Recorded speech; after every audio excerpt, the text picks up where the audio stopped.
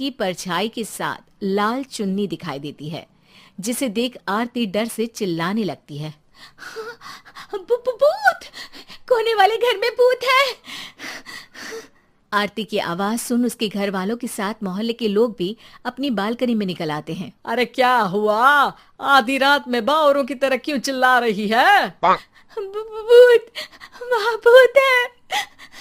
आरती की बात से सब उस घर की तरफ देखने लगते हैं, लेकिन वहाँ कुछ नहीं होता। भाभी जी, लगता है आपने सपना देखा होगा। मैं बालकनी में खड़ी होकर सोऊंगी क्या? बता रही हूँ, अपनी आंखों से देखा है। घर की लाइट्स ऑन थी और वहाँ किसी का साया भी था। अरे तुम अक्सर विकास भैया के इंतजार में देर रात तक जागती हो ना, क्या पता नींद पूरी नहीं होने की वजह से कोई भ्रम हुआ हो। मोहल्ले के सब लोग और आरती के सास ससुर उसे समझा ही रहे होते हैं कि अचानक उसी घर से किसी औरत के गाने की आवाज सुनाई देती है। आजा ओ मेरे प्रियतम, आजा।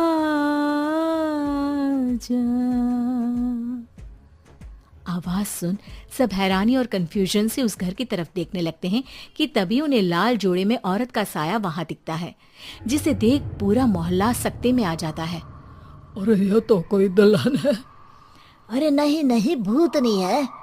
अरे फिर तो पक्का तेरी दुल्हन है। अरे नहीं नहीं, वो तो मायके गई है।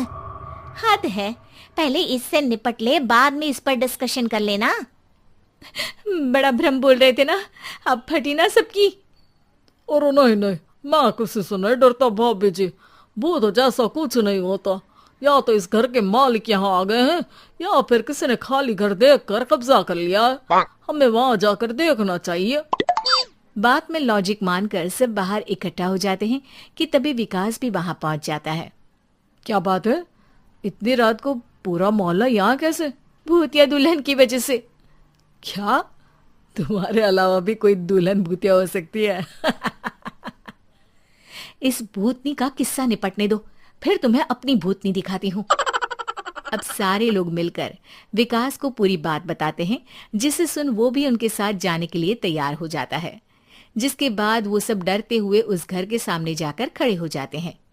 तुम सब यहीं रुको, मैं अंदर जाता हूँ। अकेले जाओगे? अरे नहीं नहीं, आप सबकी नकली भूतनी भी तो होगी ना मेरे साथ। कैसा मजाक कर रहा यार। रुक, मैं चलता हूँ साथ में। क्या मैं चलता हूँ? ये क्या गोवा घूमने जा रहे हैं जो मैं भी साथ चलता हूँ? कहीं नहीं जाओगे तुम, यहीं मेरे पास खड़े रहो। बहू सिचुएशन समझो। हाँ, घर जाकर सुना लेना। हे भगवान, मम्मी तुम किसकी मम्मी हो? ओ, इन्हें सब कुछ अभी करना है क्या? नहीं, यहाँ पंचायत बैठा देते हैं आपके परिवार के लिए। इस पर मामला शांत करके अब वो लोग इधर उधर से घर के अंदर झांकने की कोशिश करते हैं।